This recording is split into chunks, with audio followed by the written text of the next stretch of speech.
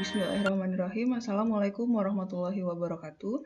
Pada pertemuan kali ini akan dibahas mengenai ruang vektor. Berikut diberikan definisinya. Diberikan lapangan F, ruang vektor atas F ini adalah himpunan tak kosong V bersama dengan dua operasi.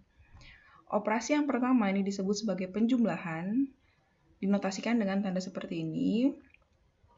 Nah, operasi penjumlahan ini merupakan operasi biner di V. Ya, jadi penjumlahan ini adalah fungsi dari V cross V ke V. Anda dapat lihat penjelasan mengenai operasi biner pada video sebelumnya.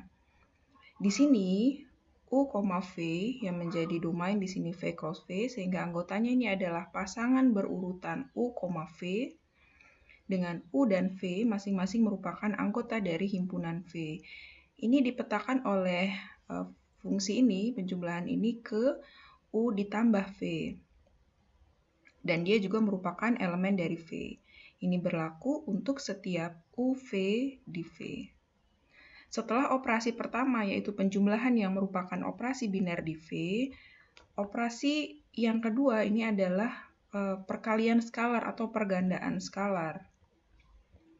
Pergandaan skalar ini adalah fungsi dari F cross V ke V. Di sini domainnya ini adalah himpunan F, F-nya itu tadi lapangan, V-nya itu adalah himpunan tak kosong. F cross V ini adalah himpunan yang anggotanya adalah pasangan berurut R, U dengan R anggota F dan U anggota V. Ini dipetakan ke R, U, dan ini adalah anggota dari himpunan V. Ya, karena perkalian skalar ini adalah fungsi dari F cross V ke V. Jadi, untuk membentuk suatu ruang vektor atas lapangan F, yang dibutuhkan pertama adalah lapangan F-nya, kemudian ada himpunan tak kosong V. Himpunan tak kosong V ini mempunyai operasi biner, yaitu penjumlahan. Jadi ada operasi biner penjumlahan di V. Kemudian satu lagi adalah operasi pergandaan skalar atau operasi perkalian skalar yang merupakan fungsi dari F cross V ke V yang memenuhi beberapa aksioma. Aksioma yang pertama ini berlaku untuk setiap UVW di V. Yang pertama ini adalah bersifat asosiatif terhadap operasi penjumlahan. Jadi U ditambah V ditambah W sama dengan U ditambah V ditambah W. Kemudian yang kedua, ini bersifat komutatif terhadap operasi penjumlahannya. Jadi U ditambah V sama dengan V ditambah U. Selanjutnya ada elemen netral ya. Jadi terdapat 0 anggota V sehingga untuk setiap U di V ya, jadi 0 ini dikatakan elemen netral jika apabila dijumlahkan dengan setiap anggota V ini akan menghasilkan elemen tadi ya. Jadi 0 ditambah U sama dengan U ditambah 0 ini sama dengan U. Berlaku untuk setiap U di V. Nah, 0 ini kita katakan elemen netral. Selanjutnya, setiap U di V ini mempunyai inverse. Jadi notasinya seperti ini ya. Negatif U ini adalah notasi untuk inverse dari U terhadap operasi penjumlahan. Kapan dia dikatakan elemen inverse? Apabila kita operasikan dengan U, baik dari arah kiri maupun dari arah kanan akan menghasilkan elemen netral. Dan setiap anggota U ini memiliki inverse-nya masing-masing dan inverse-nya itu tunggal. Nah, berdasarkan aksioma 4 ini, ya, jadi ini mengatakan bahwa V terhadap operasi penjumlahan merupakan grup Abel atau grup komutatif. Syarat selanjutnya, ini ada 4 lagi yang harus dipenuhi, yang berkaitan dengan operasi pergandaan skalarnya. Jadi, untuk setiap AB di F, UV di V berlaku yang pertama, A apabila dikalikan U ditambah V sama dengan AU ditambah AV, kemudian A ditambah B dikalikan U sama dengan AU ditambah BU, selanjutnya ABU sama dengan A dikali BU, dan yang terakhir 1 dikali U sama dengan U. 1 yang di sini, yang dimaksud di sini adalah elemen satuan pada lapangan F. Ya, jadi untuk memeriksa apakah suatu himpunan tak kosong merupakan ruang vektor atas suatu lapangan F, berarti harus memenuhi semua aksioma yang diberikan ini. Selanjutnya, elemen-elemen dari ruang vektor itu nanti selanjutnya akan kita sebut dengan vektor gitu ya. Jadi kalau ada V anggota V, berarti V itu dikatakan vektor di ruang vektor V besar. Ekspresi dalam bentuk A1V1 ditambah A2V2 dan seterusnya sampai ditambah ANVN. Ekspresi seperti ini disebut sebagai kombinasi linier dari vektor-vektor V1, Vn, dan vektor-vektor ini ada di V. Jadi ini adalah elemen-elemen dari himpunan V. Saya tekankan di sini, A1 dikali V1, ini yang dimaksud sini adalah operasi perkalian skalar yang tadi. Jadi A1 ini adalah elemen dari lapangan F. V1 anggota V. Kemudian ini operasi penjumlahan yang tadi didefinisikan, yang merupakan operasi biner di V.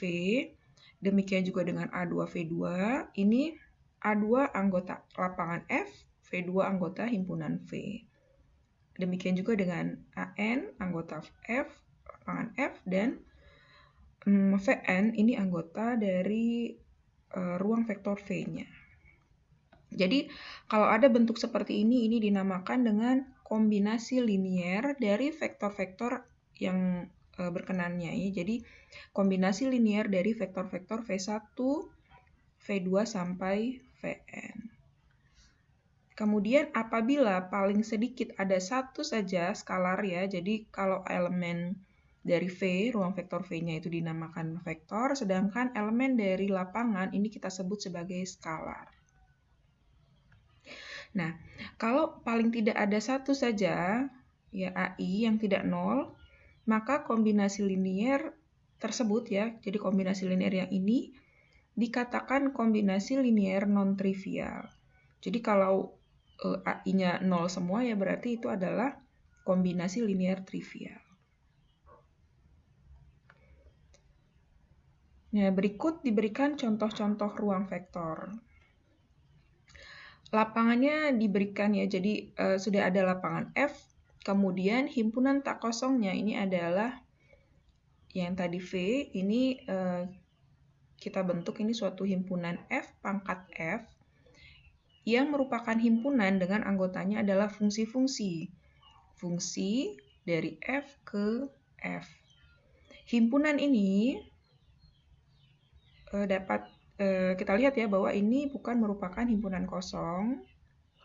Kemudian himpunan ini merupakan ruang vektor atas lapangan F.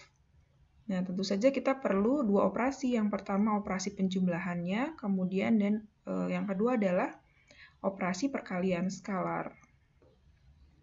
Operasi penjumlahannya kita lihat di sini anggotanya adalah fungsi-fungsi. Jadi untuk menjumlahkan ya kita menjumlahkan dua fungsi. Domainnya di sini adalah F, maka F ditambah G, ini X anggota F. Ini kita definisikan sebagai Fx ditambah Gx. Sedangkan untuk perkalian skalar, jadi A-nya anggota F lapangan yang ini. Kemudian F-nya ini adalah fungsi di sini. Jadi bagaimana cara kita mengalihkan A dengan F ya, perkalian skalar. Maka AF apabila dikenakan X, karena tadi F adalah fungsi dari F ke F, maka ini X adalah anggotanya F. Ini didefinisikan sebagai A dikali Fx. A ini adalah anggota F, kemudian Fx. Ya, jadi kalau misalnya X-nya ada di sini, dipetakan oleh F ke sini, jadi Fx ini anggota F.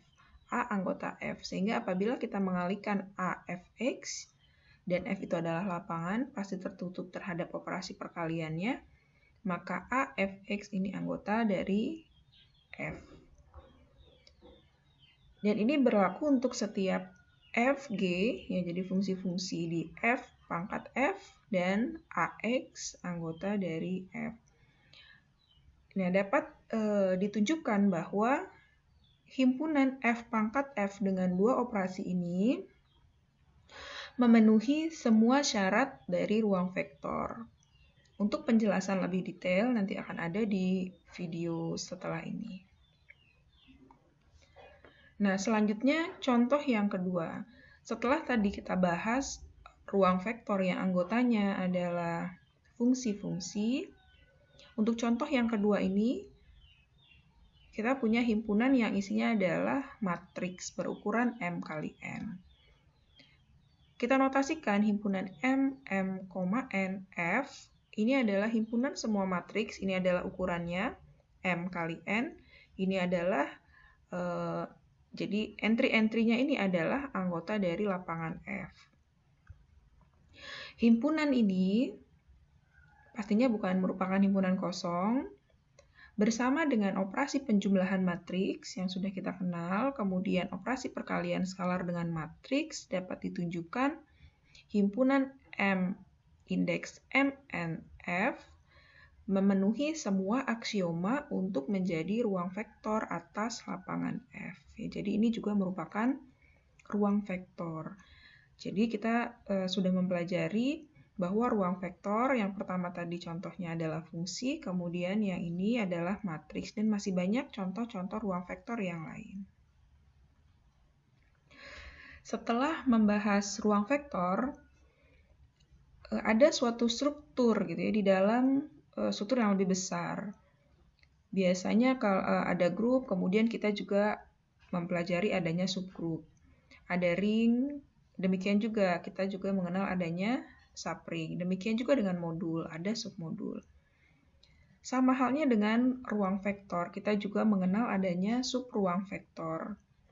Dengan pengertian yang analog, jadi jika ada ruang vektor V, kemudian himpunan S di V, himpunan yang tidak kosong, merupakan subruang vektor V jika S terhadap operasi penjumlahan dan perkalian yang didefinisikan pada V, yang dibatasi pada S ini juga merupakan ruang vektor. Jadi S ini adalah ruang vektor di dalam ruang vektor lain yang lebih besar, yaitu F, yaitu V, ya seperti itu. Jadi bagaimana kalau kita memandang dari operasi yang telah dijelaskan sebelumnya?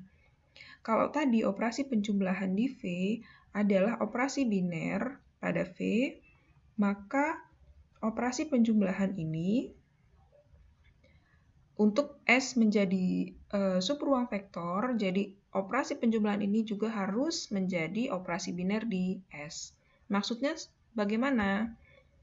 Maksudnya setiap kita menjumlahkan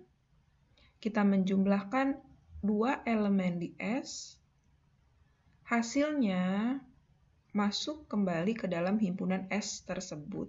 Jadi seperti itu. Jadi operasi penjumlahan tadi yang merupakan fungsi dari V cross V ke V, apabila kita batasi pada S, ini juga akan berlaku seperti ini. Jadi penjumlahan merupakan operasi biner pada himpunan S. Yang artinya setiap kita menjumlahkan dua elemen di S, hasilnya masih masuk kembali ke dalam himpunan S tersebut. Ini untuk operasi penjumlahannya. Demikian juga untuk operasi perkalian skalarnya. Jadi kalau tadi operasi pergandaan skalarnya jadi merupakan fungsi dari F cross V ke V. Nah, apabila ini dibatasi pada S, jadi F cross S ini juga masih masuk ke dalam himpunan S.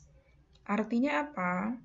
Artinya setiap kita mengalihkan R, anggota lapangan F, dengan U, anggota S, maka RU juga masih masuk ke dalam himpunan S.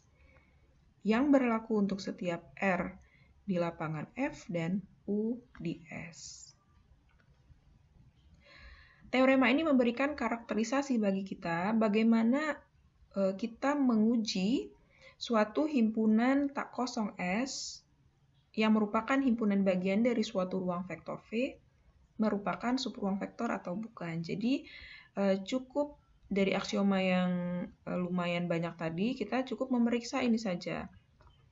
Jadi S itu merupakan subruang vektor V jika dan hanya jika S tertutup terhadap penjumlahan dan perkalian skalar, yaitu AU ditambah BV merupakan anggota dari himpunan S untuk setiap AB di F dan U, V di S. Jadi ini yang bisa kita gunakan untuk menguji apakah suatu himpunan bagian tak kosong S di ruang vektor V merupakan subruang atau bukan. Jadi seperti ini. Nah, setelah subruang vektor, ini adalah jumlahan dua subruang vektor. Bagaimana kita mendefinisikan jumlahan dari dua subruang vektor? Jika diberikan ruang vektor V, kemudian S dan T subruang vektor V, maka S ditambah T ini definisikan seperti ini. Jadi kita menjumlahkan setiap anggota S dengan anggotanya T. Jadi S ditambah T ini adalah himpunan yang anggotanya U ditambah V dengan U anggota S dan V-nya anggota T. Ini dapat kita nyatakan secara umum bagaimana kita menjumlahkan subruang-subruang V. Ini misalkan kita nyatakan koleksi dari subruang-subruang V ini adalah ini himpunan SI anggota K, K-nya suatu indeks. Jadi masing-masing SI ini merupakan subruang vektor dari V. Maka jumlahan dari SI ini adalah kita himpunan yang anggotanya kita menjumlahkan S1, S2 sampai Sn. Ini adalah jumlahan berhingga. Dengan Sj ini anggota dari gabungan SI.